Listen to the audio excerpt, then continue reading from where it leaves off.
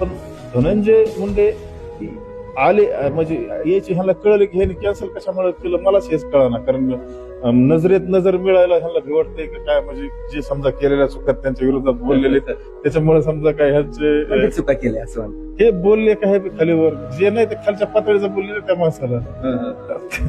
त्या माणसाच्या जीवनात संघर्ष दिसते मला. कारण काय आपण बी एखाद्याचं गुणगान गाऊ शकत नाही, कारण मला लगेच टार्गेट होईल.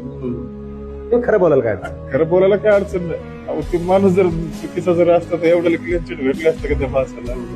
आणि खरं संघर्ष आहे का, परमेश्वर बी आहे का, ज्याची पेलण्याची ताकद आहे त्याला संघर्ष देतो.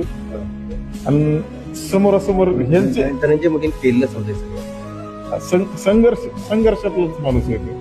आणि संघर्ष आयरेघाऱ्याच्या नशिबात नसतो. त्या माणसाची पेलण्याची ताकद होती म्हणून त्या माणसाला देवाने हे केलं. मग बीडमध्ये जी ती ओबीसीचा मेळावा झाला होता, त्या ठिकाणी छगन भुजबळ सुद्धा आलेले होते. त्यांच्या भाषणात त्यांनी एक खंत त्या ठिकाणी मांडली होती. मला जाणून बुजून टार्गेट करण्यात आलं, मला जाणून बुजून त्रास देण्यात आला.